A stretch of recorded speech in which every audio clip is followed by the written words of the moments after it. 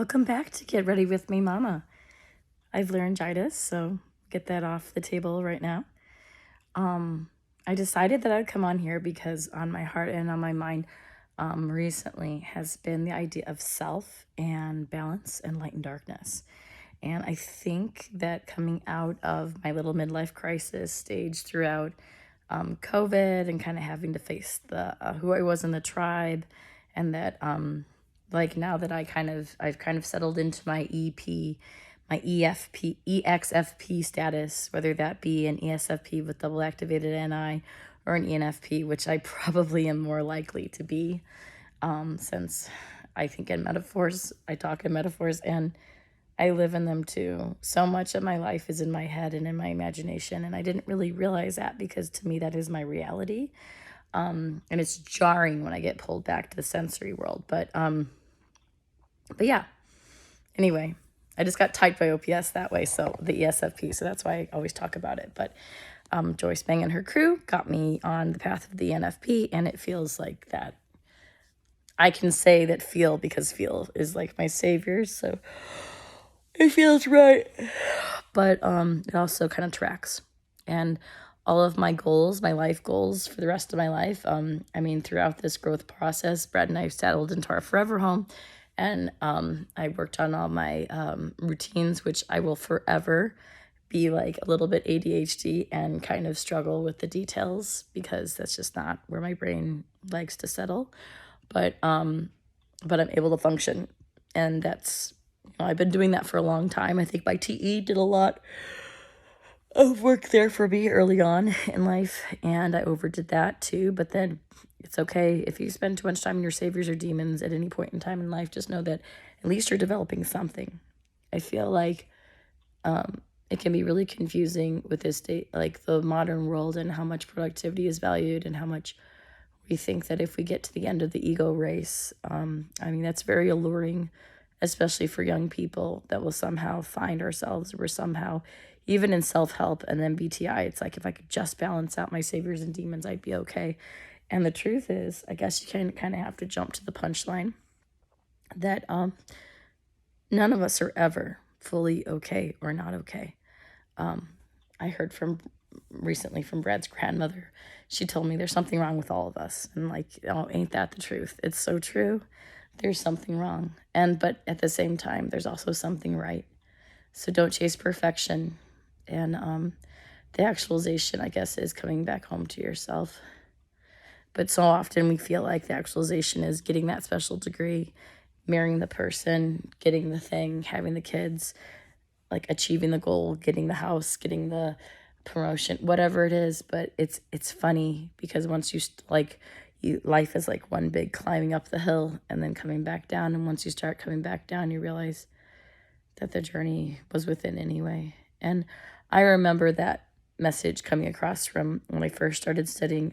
I changed my major from engineering to music originally after stopping at biology for and free physical therapy for like a heartbeat. But they kept trying to emphasize the process, and I was like, you morons, why don't you like look at the economy and realize that like I still have to pay bills and stuff. But they were right. If you find yourself, the FI especially, if you find yourself, who you are, how you function, kind of the amalgamation of yourself, because there's always this really weird interplay with your subconscious and your conscious going on, and we're all formed by our past identities and who we identify in our parents and our primary caregivers and our siblings and our home, everything, whether it be religious or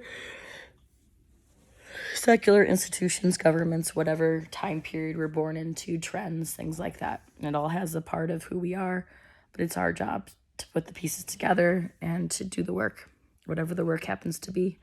And I'm kind of like loving, and I'm gonna be 40 soon, and I'm loving this slowdown that happens, where you can finally you've kind of accomplished a lot of you have an ego trail. So like that, when you're young, you're trying to prove yourself, and by now you've either proved yourself and you've failed and you've done all the different things to piece it back together, and you've finally figured out, as Dave says from OPS, that like the issues are coming from you.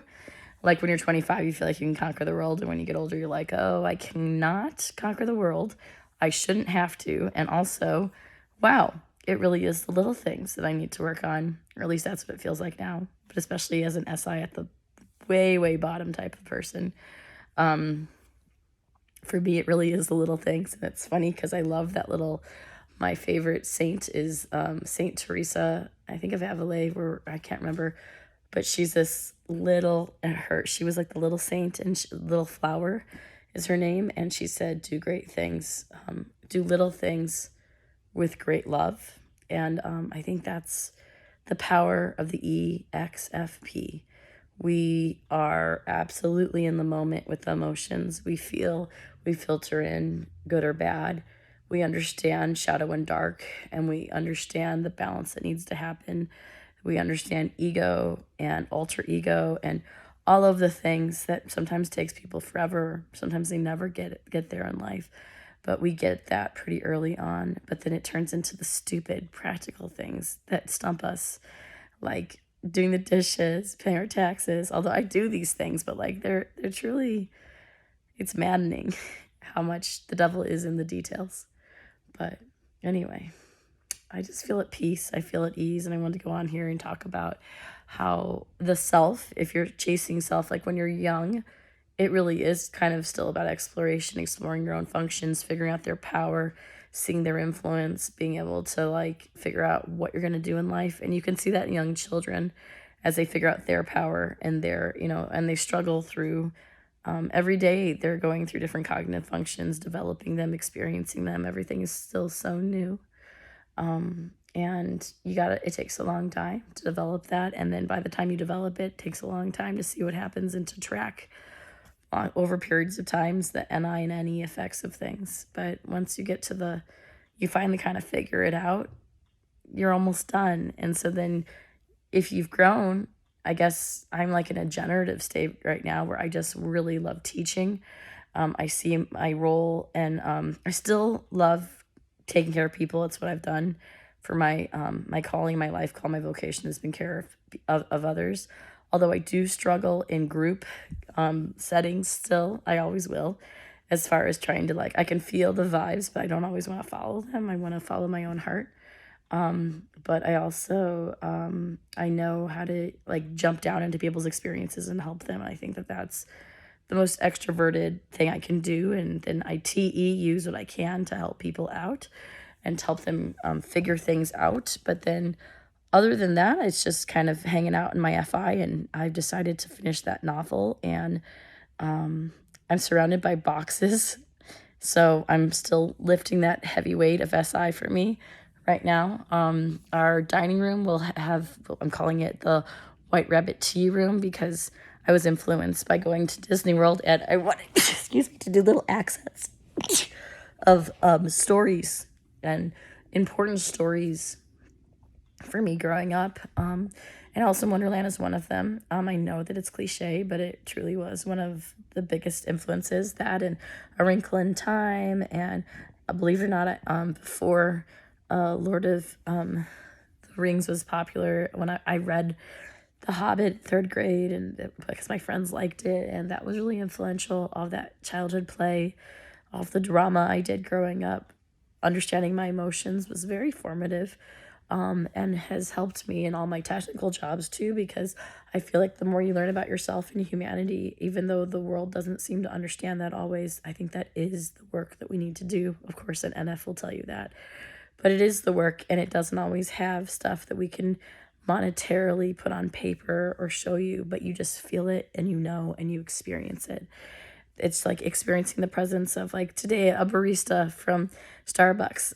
She was just so present. She just had natural chaplaincy / just caring abilities. And my aunt is like that. My godmother is very feeling centered, driven, and be around her it can be very joyful. She's also an EJ, so of course you kind of get swiped at sometimes, but yeah. All of us are broken. All of us are not perfect. All of us are truly human, and you just accept it more as you get older. I'm in a really happy place. I'm in a really calm place. But anyway, the tea White Rabbit room. And then this room is going to be our game room, and there's going to be some Mary Poppins involved here because the true work of childhood is play. And to every job that must be done, there is an element of fun. And I kind of love Mary Poppins as well. I don't know. And so there's also going to be a Nutcracker theme when we do Christmas in here versus like in our actual Christmas room, our like living room where we have our fireplace and our Christmas tree. Thank you, Victorians, for all of these traditions. But my mom and Brad's mom both were SFJs, and so my mom was an ISFJ, his mom was an ESFJ. So I mean, yeah, and he's an INFJ, and I'm an ENFP, and that's how we belong together. But the ornaments are memories from our child, from like our family. So every year the kids get ornaments, and then we collect them. But then we always put the same ones up because that's very SI of us. But that's what it really does help the kids, I think, to have those consistencies. The beauty of being around someone who's good at SI is they're great caregivers, they're consistent caregivers, and their OCD with the details allows you to experience have memory that's consistent. Traditions like the bell tolls, for whom the bell tolls is also one of my favorites. Thank you, Hemingway. Doctor's kids, woo, with crazy heads. I got you, boo. And then I haven't really come up with downstairs. There'll be like we're painting it gray, and we're gonna have little spatterings of foxes because Be Clever Little Fox was in Natalie's nursery, and also though she be but little, she is fierce, and maybe like a Parisian little cottage line for where she plays. And then for Robbie, there will be little space moments and also little giraffes because his theme was supposed to be jungle in his nursery, but then turned into Winnie the Pooh. And I love Winnie the Pooh too. I mean, I guess I'm just a Disney fiend, but I don't know. We also have the classics. We've got Hans Christian Andersen down there, and we're getting Aesop's Fables for Christmas. So I took a childhood like children's storytelling book. Oh, sorry, children's storytelling, like youth and family literature class when I was at Bethel University, and we roamed into like I love going to bookstores, and I used to love to go to like thrift stores and old CD like record stores and havens for artists. And there's always going to be a part of me that's that way. And Natalie is definitely an artist. We have an artist corner for her. And Robbie's been reading a lot, but he also draws a ton. He's very visual. And he likes to color. And they both love to play. And they're very imaginative. And we're getting Robbie a castle that has a drawbridge for Christmas. It's like from Michael's, and she's getting another. They already have like a normal dollhouse downstairs that they both play with, but then upstairs in her room, a place for her. I've been collecting little mice that are like these, like she's got the Tooth Fairy mouse and all these like the little Princess and the Pea. So there's stories throughout our house because an NF paradise is what we're creating. Also just a haven, a calm. So if people come into our home, we still have to sage the place, but and go around with holy water and just bless the heck out of it. But we're hoping that this is a haven. Home should be a haven. Home should be a place of peace. And I've really been thinking a lot about if I were to do something in nursing besides, trying to make communication better for lactation throughout, just helping the mamas feed their babies. That's all I'm trying to do. And I know I'm doing that, and I get to do that at my job. And so that will be part of my legacy too, I guess.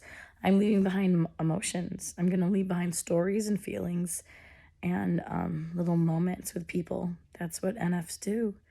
And it is okay if the TE and the TIs don't get it, because I appreciate them. I'm so happy we have things functioning in our world. I'm so happy that we've been able to come so far. And actually, I am happy in technology and the medical field. It's been really cool. I appreciate it. But life without meaning and purpose is pointless. So I'm really going to push hard into my feelings. And my kids are also, Robbie's learning drums. Natalie will learn piano and probably harp, although she could also do another stringed instrument or flute or whatever. We'll kind of let her kind of figure that out. We're right by a little music academy where you get to try the instruments. And there's also art there. So the arts are so important.